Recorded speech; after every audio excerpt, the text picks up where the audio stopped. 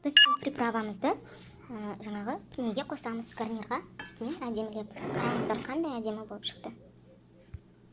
Баклажан, помидор, қызыл бұрыш, одан кейін мында менде жандо деген бар. Бұл менде морозилкадан алып шыққан қатырылған. Біз бірінші табамызға май құйып аламыз.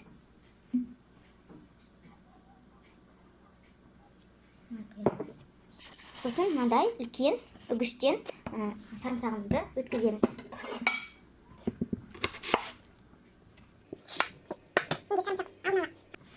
Майға қуырамыз.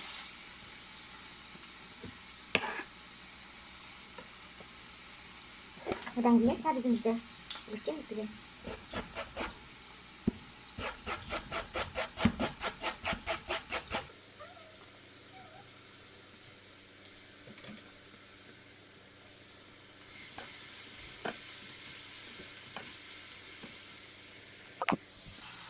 Сарымсағымызды қуырғанда суы тартылғанша қуырамыз. Кішкене су тартылған соң морковты саламыз, сәбізімізді.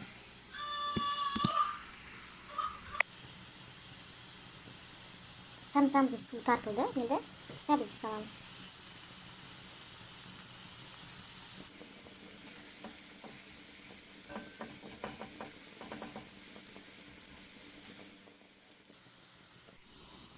Сәбізіміз қуырылғанша біз баклажан,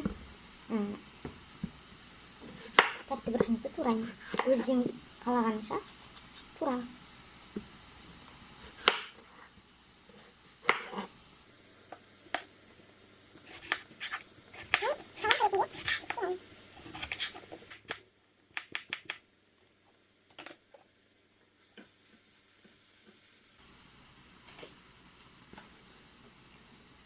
Келесі тәтті бұрышымызды тураймыз.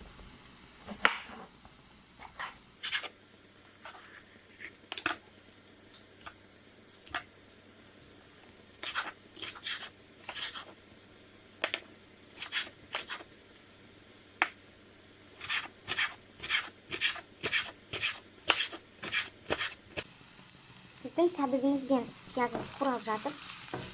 Енді біз бұған баклажан қосамыз.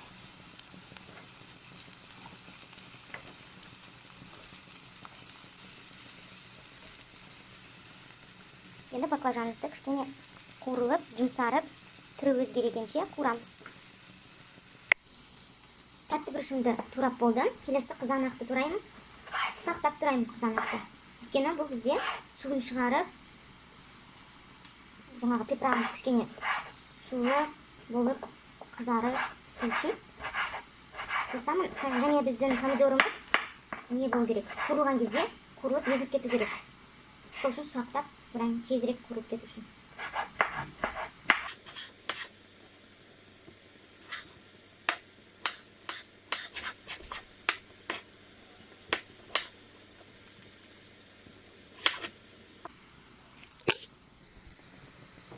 Біздің баклажан, сәбіз, сарымсағымыз қуырылып жатыр.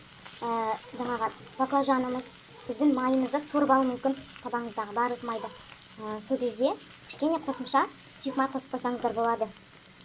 Күйіп кетпеу үшін жабысып.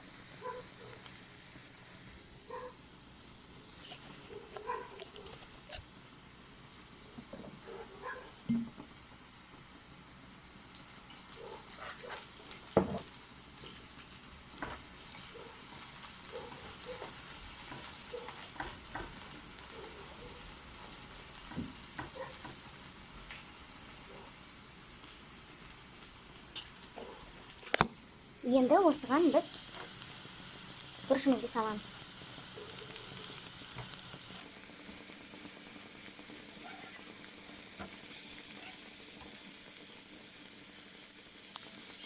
Біздің бұрышымыз қуырылып жатыр. Енді бұған біз жаңағы замороженный жандомызды саламыз. Жақсылап араластырамыз.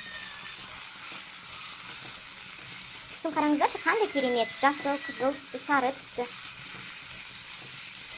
Жаңағы любой гарнирға үстіне салсаңыз, подлив ағып, тамақ әдемі, дәмді болып көрінеді. Әрине біздің подливамыз дәмді. Жандо кішкене қуырылғаннан кейін қызанағымызды саламыз. Одан кейін тұзымызды, бұрышымызды салуға болады. Кішкене жандымыз қуырылды. Енді қызанақты саламыз үстіне.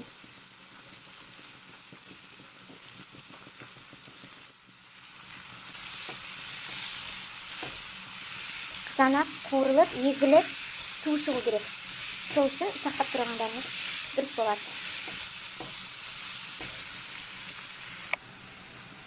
Енді осы қуырылып жатқан заправкамызға біз бұрыш, қара бұрыш қосамыз. Тұз, дәміне қарай қосасыз. Өздеріңізге қалай дәмді болады.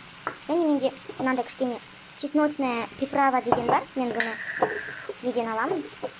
Сатады ғой базарда. Өзбектер, ұйғыр ағаларымыз. Солардан барып неше приправалар аларым. Солардан алdım. Кішкене қосамыз. Сушеный чеснок приправа. Одан кейін жаңағы кішкене қаттырақ қызарғанын қаласаңыздар, бір ас қасық немесе жарты ас қасық томат саламыз. Томатная паста саламыз. Араластырамыз.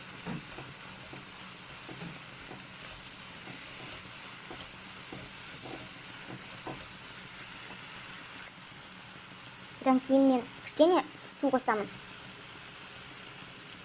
Кішкене несі көп болсын деп, соусы көп болсын деп. Подливамыз сұйық болу керек қой. Егер ыстық салат ретінде берсеңіздер дастарханға, онда не су қосып керек емес. Енді осыны қақпақтың астында бір 2-3 минут қана бұқтырасыздар. Отын кішкене азайтып қоямыз, өйткені жаңағы салатымыздағы бұрыштар, жанду езіліп кетпеу керек. Сол себептен 2-3 минутқа ғана ұстаймыз.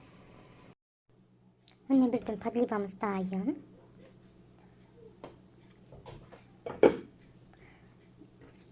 Қараңыздар қандай болып пісті. Түрі сондай әдемі. Қалауларыңыз бойынша мұның бетіне жаңағы ас көк салуға болады, күнжут салуға болады.